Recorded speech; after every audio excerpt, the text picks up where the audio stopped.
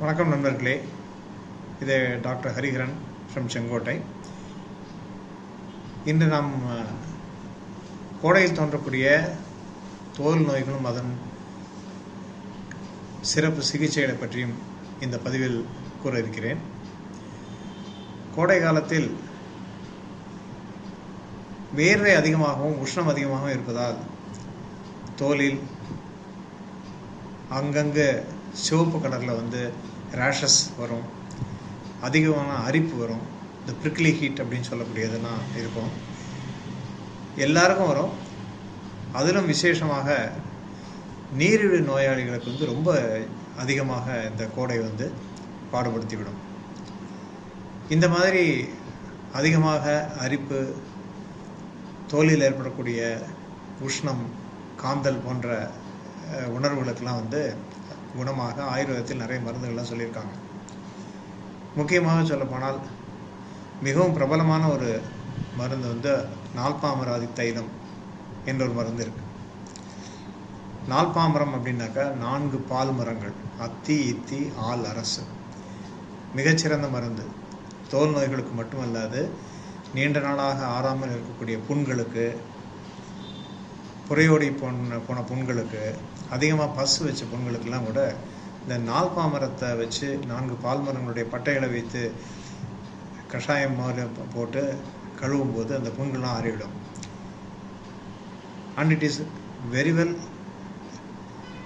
Explained as antibacterial, antiviral, ஒரு வெர்மிசிடலும் கூட.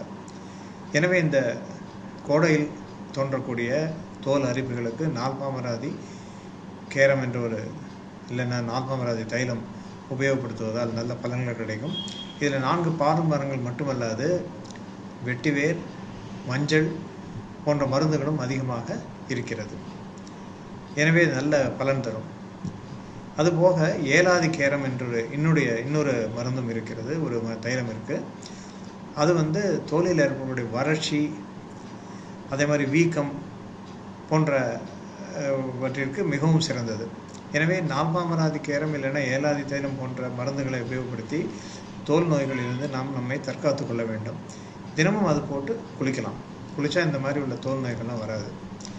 மேலும் என்ன செய்யணும்னா, தேய்ச்சி குளிக்கிறதுக்கு சோப்பு, இந்த மாதிரி கெமிக்கல்ஸ் எல்லாம் அவாய்ட் பண்ணிவிட்டு நம்ம இதே நால்பாமரம் 4 பால் மரங்களுடைய பட்டைகளை கொண்டு தயாரிக்கப்பட்ட மஞ்சள், அதே மாதிரி அகில், சந்தனம் போன்ற மருந்துகளை எல்லாம் சேர்ந்து ஏற்படுத்தப்பட்ட மருந்து மூலிகை குளியல் பொடி, அதோட பாசிப்பயிறுமாவும் சேர்த்து தேய்ச்சி குளிக்கும்போது தோலில் ஏற்படக்கூடிய அதிக அரிப்பு போன்றவை மட்டுமல்லாது வறட்சியும் நீக்கப்படும்.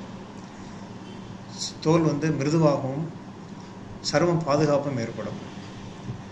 இப்போது இந்த காலகட்டத்தில் இந்த தைலம், பொடி மட்டுமல்லாது இவையெல்லாம் லோஷன் ஃபார்ம்லேயும் கிடைக்கிது.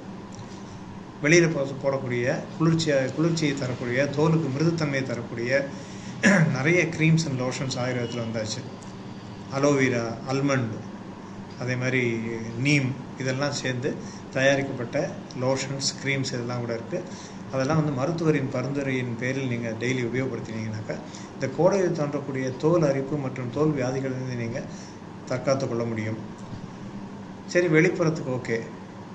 அதிகப்படியாக ஏற்படக்கூடிய தோல் வியாதிகளுக்கு என்ன செய்கிறது? உள்ளே கண்டிப்பாக மருந்து சாப்பிடணும். எஸ்பெஷலி டயபெட்டிக் பேஷண்ட்ஸ்லாம் கண்டிப்பாக இன்டர்னல் மெடிசன் சாப்பிட்டா தான் இந்த தோல் வியாதிகளிலிருந்து தப்பிக்க முடியும். ஸோ கதிராரிஷ்டம், சாரிபாத்தியாசம் போன்ற மருந்துகள், இம்பாதி கஷாயம், மகாதித்தகம், மஞ்சிஷ்டாதி போன்ற மருந்துகள்லாம் மிகவும் அதிகமாக பலன் தரக்கூடிய, உள்ளே சாப்பிடக்கூடிய மருந்துகளாக இருக்கின்றது. அவைகளையும் நீங்கள் எடுத்துக்கொள்ளலாம். அதுபோக தாகசமனி என்று நான் முன்னே என்னுடைய பதிவில் சொல்லியிருந்தேன். வெட்டிவேர், விளாமிச்சை வேர், இரத்தச்சந்தனம், கருங்காலி, பதிமுகம், கொத்தமல்லி போன்ற நன்னாரி போன்ற மருந்துகளெல்லாம் போட்டு காய்ச்சப்பட்ட தண்ணீரை பானையில் வைத்து குளிர வைத்து நாம் பருகும்போது உடலில் உள்ள உஷ்ணம் தணிந்து இது மாதிரி உள்ள தோல் நோய்கள்லாம் தீரும். டயபெட்டிக் பேஷண்ட்ஸ், கொலஸ்ட்ரால் பேஷண்ட்ஸுக்கெல்லாம் ரொம்ப நல்ல பலன் தரக்கூடியதாக இருக்கும். எனவே இது போன்ற மருந்துகளை எல்லாம் உபயோகப்படுத்தி இந்த கோடையில் தோன்றக்கூடிய தோல் வியாதிகளிலிருந்தும் அதன் தாக்கத்திலிருந்தும் நீங்கள் உங்களை தற்காத்துக் கொள்ள வேண்டும் என்று இந்த பதிவின் மூலமாக நான் கேட்டுக்கொள்கிறேன்.